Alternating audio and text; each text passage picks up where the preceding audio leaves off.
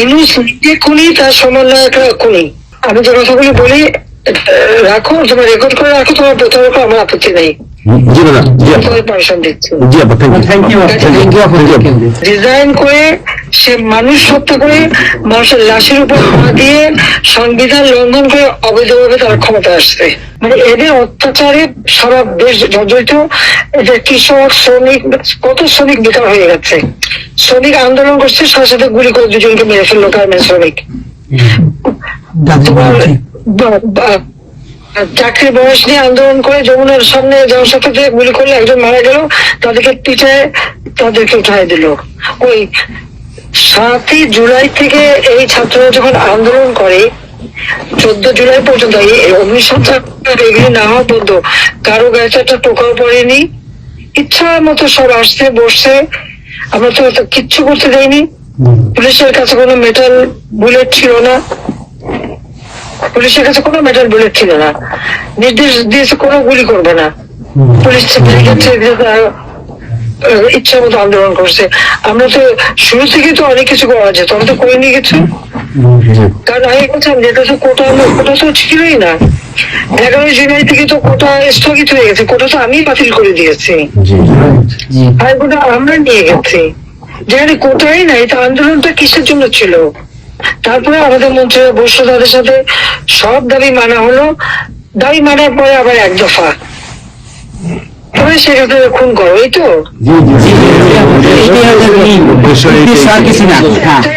ছিল আমাকে হত্যা করা। হত্যা মানে বাংলাদেশকে হত্যা করা, হত্যা মামলা। আবার হত্যা মামলা দিয়ে আবার এখন বলে গণহত্যার বিচারক। গণহত্যার বিচার আমার না, গণহত্যার বিচারক ইউনূসের।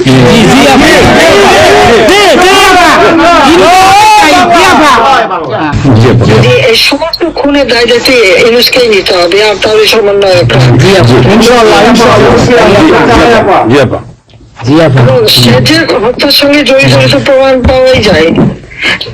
সে যত জঙ্গিদেরকে ছেড়ে দিল, হলি অটিজমের মতো ঘটনা ঘটলো, তাকে 21 আগস্ট গ্রেনেড হামলায় আসামি তাকে এবং অন্য যত জঙ্গি ছিল সবাইকে সে মুক্তি দিয়ে দিয়েছে। কারণ এই জঙ্গিদের সাথে তার একটা যুক্ত ছিল, তার একটা সংযোগ ছিল।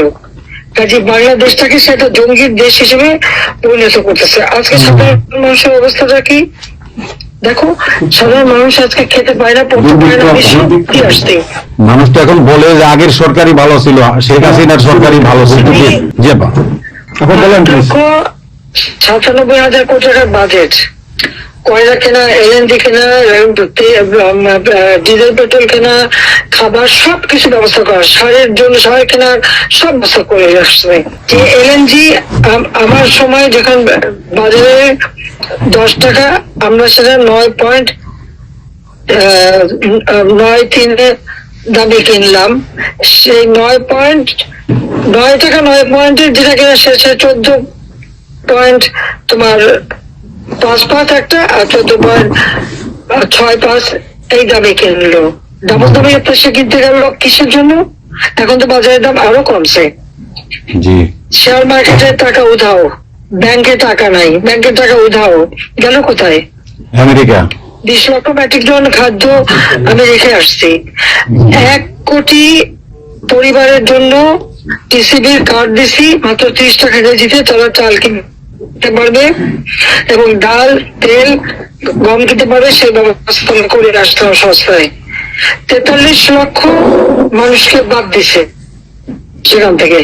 কেন দিল? আওয়ামী লীগের সরকার বাদ দিতে আওয়ামী লীগের।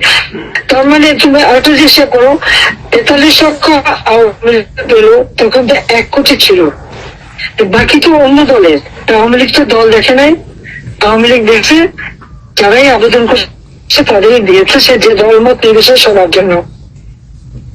আওয়ামী লীগ মানুষের জন্য করে, যেটা আওয়ামী লীগ সরকার করছে এর জন্য। ছাত্রদেরকে সেটা বিভ্রান্ত করছে।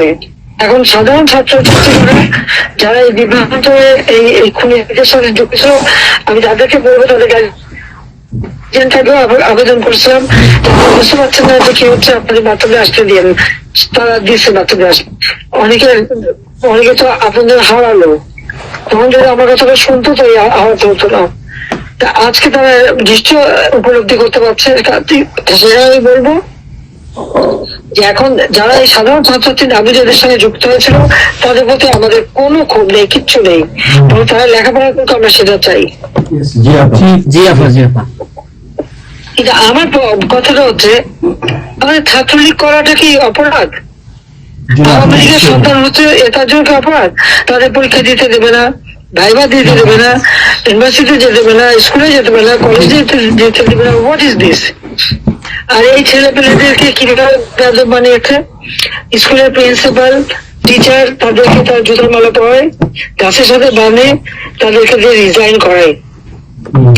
লাঠি সোটা নিয়ে জীবন, আমি জানি পৃথিবীতে কোনো দেশে ঘটনা ঘটছে কিনা, চিফ জাস্টিস তার বাড়ি হামলা, চিফ জাস্টিসের হামলা।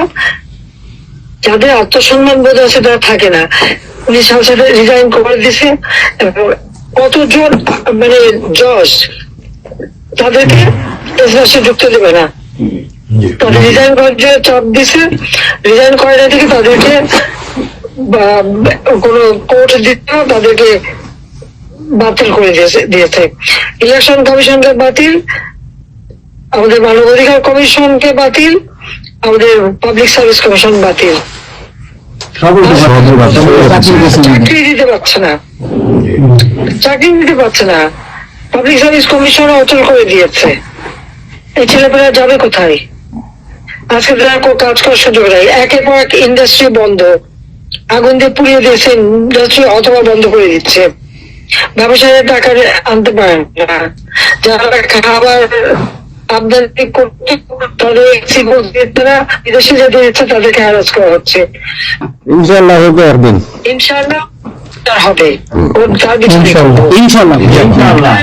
আপা 152 জন সমন্বয়কের মধ্যে ওর বিচার আমি করব। একজনকে কিন্তু গুলি করা হয় নাই বা কেউ গুলিবিদ্ধ হয় নাই, গুলিবিদ্ধ হয়েছে সাধারণ জনতা, তার মানে ওরা মারছে এগুলোকে।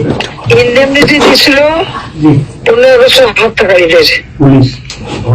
আমি বলছিলাম বিচার করবো, আমি বিচার করি নাই, করছি ইনশাল্লাহ।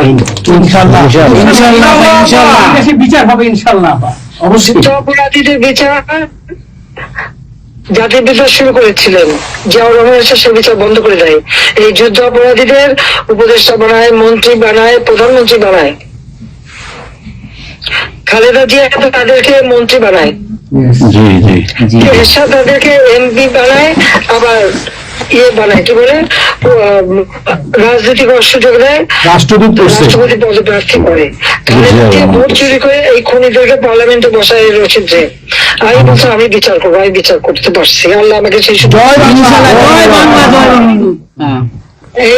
এই ছাত্র হত্যার জন্য, জনগণ হত্যার জন্য, পুলিশ হত্যার জন্য আওয়ামী লীগের নেতাকর্মী এবং মাইনরিটি, হিন্দু, বৌদ্ধ, খ্রিস্টান কেউ বাদ যায় নাই, আক্রমণ করছে। হিন্দুদের বাড়ি ঘর মন্দির ভাঙছে, বুদ্ধিস্টদের প্যাগোডা ভাঙছে, সেখানেও তাদের ছেলেদের হত্যা করছে সেই খাগড়াছড়ি এবং রাঙামাটিতে। প্রত্যেকের উপরে এরা হামলা করছে, করে করে তাদেরকে মারছে। মাইনরিটি গ্রুপের যে অত্যাচার, আবার দাবি ওঠায় কি ইসকন নিষিদ্ধ করতে হবে, আর সংবিধান থেকে সেকুলার শব্দ বাদ দিতে হবে। কেন বাদ দিতে হবে? এই সংবিধান জাতির পিতা দিয়ে যাচ্ছেন, এটা লাখো শহীদের রক্তের বিনিময়ে পাওয়া। এদের কলমে করেছো, জিয়াও এটাকে নিয়ে খেলছে, এসবও করছে, খালেদা জিয়াও করছে, কিন্তু আবার আমরা সেই সংবিধান ফিরিয়ে এনেছি, মানুষের অধিকার আমরা নিশ্চিত করেছি। এবং এই সংবিধানেরই 7ম অনুচ্ছেদের গ, অবৈধভাবে অনির্বাচিত কোন কেউ যদি ক্ষমতা চায় তাহলে তার বিচার হবে। ইউনুস, তার কোন সাংবিধানিক ভিত্তি নাই, সে অসাংবিধানিক ভাবে অবৈধভাবে ক্ষমতা দখল করছে। ইনশাল্লাহ তার বিচার ওই সংবিধান মোতাবেকই হবে, এবং তার ওই চালা চামুন্ডার যে কোনো সাথে আছে আর উপদেষ্টা এবং সমন্বয়কারী সবকটার বিচার বাংলা মাটি। কোনো জায়গা নাই বাংলাদেশে আপা। আজকে সারা দেশের মানুষ হাহাকার, জি জি কারোর জীবনের নিরাপত্তা নাই। যে কোনো ঘরে ঢুকতেছে অমনি তাদেরকে খুন করে, লুটপাট করে।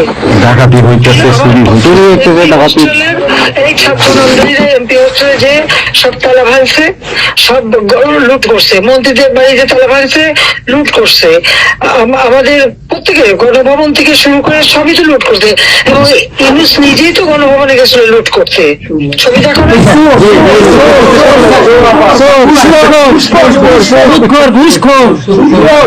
আপনি গোপালগঞ্জে চলে আসেন, কোনো সমস্যা নাই, আমরা আছি আপনার সাথে। সবাই যাবো আমেরিকা থেকে, সবাই আমরা যাবো ইনশাআল্লাহ। স্বেচ্ছায় কারাবরণ করবো দরকার। বলেন প্লিজ। ওই আগুন দিয়ে পোড়ানোর পরে যেটুকু অবশিষ্ট ছিল সেটা লুট করতে গেছিল, ওদের তো চোর, জি শুট কর ঠক। জি আপা, আবার বিচার করবে আমাদের। বাবা আচ্ছা আমি ওর বিচার করবে জনতা। জনতা তো করবে, আমরা নিজেরা করবো আপা, নিজের হাতে করবো। দৃষ্টান্তমূলক ফাঁসি চাই, যেটা জনগণ দেখবে, ওই ফাঁসি চাই। যার যার বাড়ি ঘর পড়াইছে করছে, আপনার দেশের থেকে সব গরিব মানুষ এখন গ্রামে যাচ্ছে, খাবার পাচ্ছে না, কিচ্ছু পাচ্ছে না, খুব কষ্ট আছে সাধারণ পাবলিক, খুবই খারাপ। আপা আমরা দোয়া করি আপনি তাড়াতাড়ি আসেন। বৃহত্তর নোয়াখালীর অবস্থা অনেক খারাপ আপা, সারা বাংলাদেশের অবস্থা খারাপ। বানায় রাখছে ওরা আপা, সারা বাংলাদেশটাকে একটা বদ্ধ ভূমি বানায় রাখছে, যেখানে সেখানে হত্যা, মানে এমন কোন লোক নাই যারা এখন শান্তিতে আছে। সবাই কথাই বলে যে আগেই ভালো ছিল, আগে সরকারি ভালো ছিল। সবাই বলে, সবাই তপ্ত আপা। আমরা বলেন জি আপা, প্লিজ বলেন আপা, প্লিজ। প্রত্যেকটা জায়গায় তো এইভাবে। এবং এখন আবার সেই একটা পদক্ষেপ নিচ্ছে, এদিকে প্রায় 80 জন প্লাস আরো 35 জন, সেই সাথে 300 লোক, তারা জেলা উপজেলা ইউনিয়নে সার্ভে করতে পাঠাচ্ছে। সবাইকে বলে দাও ওই সার্ভে করতে কারা যায়, কাদের নাম লিখছে।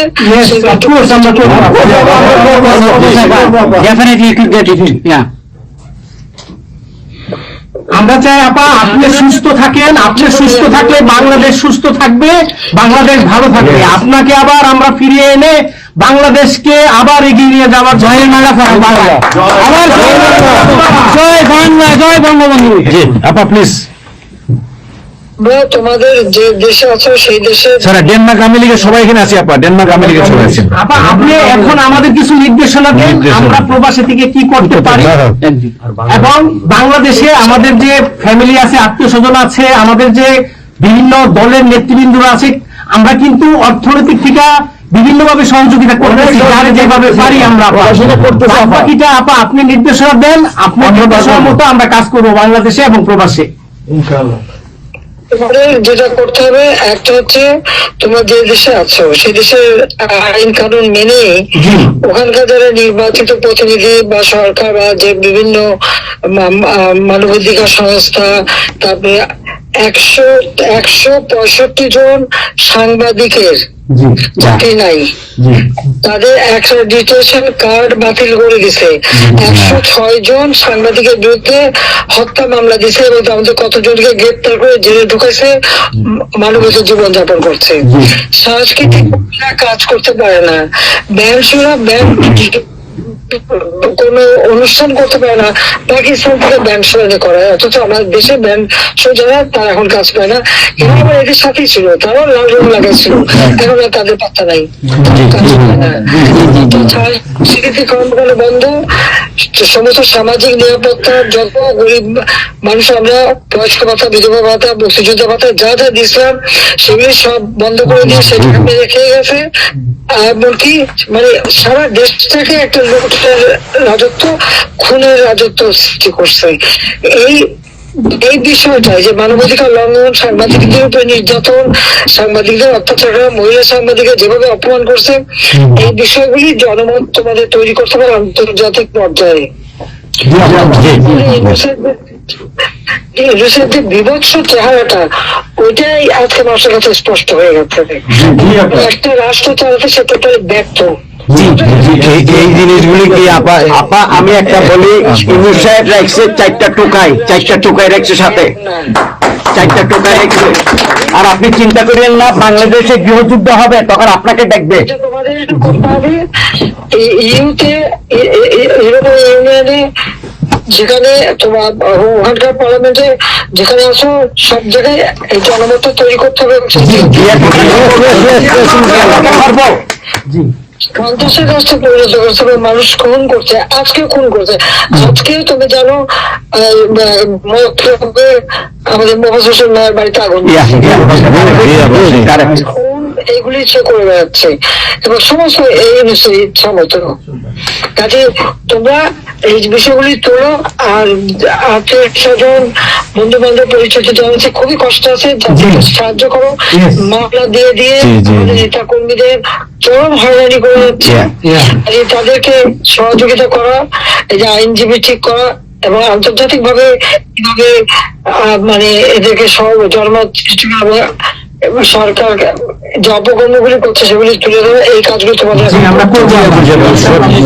আপা একটা জিনিস একটু সন্দেহ লাগতেছে আপা, তাদের সাথে তোমরা থাকবা, কাজ করবা। আর দেশের ভিতরে মানুষকে যে এই সরকারকে না তাহলে দেশের মানুষের মুক্তি দেয় করবে।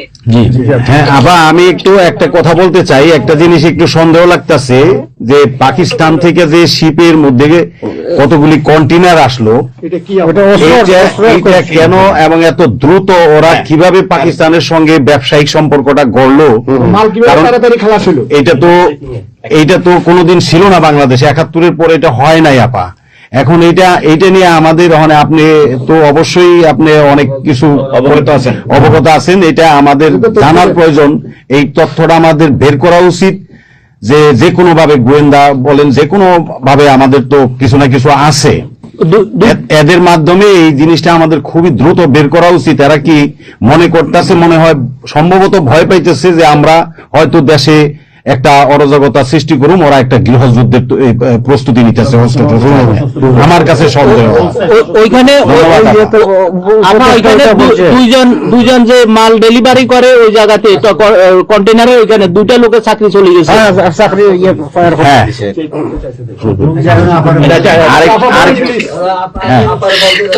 দেখতে চাইছে, স্ক্যান করতে চাইছে, দেয় নাই।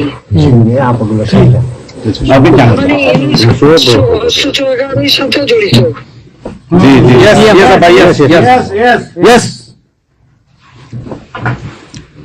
আপা এই দেশটাকে তো ওরা আবার সেই পাকিস্তানের পর্যায়ে নিয়ে গেছে, আমাদের এই দেশটাকে আবার উদ্ধার করতে হবে ইনশাল্লাহ। এই জন্য আমাদের যা করতে হবে প্রবাসে এবং দেশে। আপা আমরা যারা বাহিরে আছি আপা, আমরা প্রয়োজনে দেশে গিয়ে আবার ওই মুক্তিযুদ্ধ আমরা দেখি নাই 71-এ, আমরা নতুন মুক্তিযুদ্ধে আমরা অংশ নিব আপা ইনশাআল্লাহ। হবে এই দেশকে উদ্ধার করতেই হবে আপা আমাদের। একটা শুনি জি আপা বলেন। আচ্ছা আচ্ছা আমরা শেষ করবেন। আমরা ডেনমার্ক আওয়ামী লীগের পক্ষ থেকে এই জায়গায় আমরা যারা আছি, আমাদের বয়োজ্যেষ্ঠ নেতৃবৃন্দ আছে। হ্যাঁ, ডেনমার্ক আওয়ামী লীগের বয়োজ্যেষ্ঠ নেতৃবৃন্দ আমরা এখানে উপস্থিত আছি। আমরা আজকে প্রতিবাদ সভা ডেনমার্ক আওয়ামী লীগের এই ইউনুস সরকারের যে এই যে অগণতান্ত্রিক কাজ, এই সন্ত্রাসী ইউনুসের যে অগণতান্ত্রিক কাজ, তার বিরুদ্ধে আমরা মাফিয়ার বিরুদ্ধে আজকে প্রতিবাদ সভা হচ্ছে। সেই জায়গাতে আমাদের ডেনমার্ক আওয়ামী লীগের উপস্থিত আছে বাবু সুভাষ ঘোষ, আমাদের আপনি জেনে থাকবেন সবাই নামি, লিঙ্কন ভাই, লিঙ্কন মোল্লা, খোকন মজুমদার, আমাদের নঈম বাবু, আমাদের সামি দাস, আমাদের অবশ্যই মোহাম্মদ শহীদ, আমাদের মাহবুর রহমান, এখানে লিমন, তারপরে আমাদের সাব্বির, তারপরে উপস্থিত আছেন আমাদের শামীম খালাসি, বোরহানউদ্দিন, আমাদের মাসুদ চৌধুরী, সামি দাস, হিলেল বড়ুয়া, লিমন, অনেক নেতা কর্মী দাদা আপা, অনেক নেতা কর্মী উপস্থিত আছে। আমরা আপনার জন্য আজকে দোয়া করবো দুহাত তুলে, আপনার দীর্ঘায়িত কামনা করছি। আগামীতে আপনাকে সুস্থ থাকতে হবে, আপনার মাধ্যমে বাংলাদেশকে আমরা ঘুরে দাঁড়াবে। যেমনি হবে আমরা 1981 সালে আপনি সেই বাংলাদেশের হাল ধরেছিলেন, বাংলাদেশের মানুষের গণতন্ত্র, বাংলাদেশের মানুষের মুখে হাসি ফুটে নিয়ে আসছিলেন, আপনার মাধ্যমে আমরা ইনশাল্লাহ ওই দিন আগামীতে ফিরে আনবো।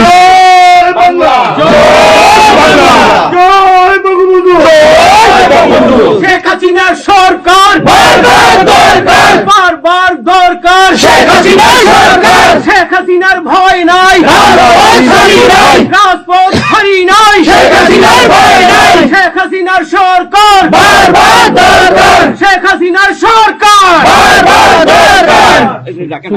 আপনি আপনি দেখেন একটা ঠিক করে শুনে বলুন বলেন প্লিজ বলেন। আপনি তো বিজি এমনিও।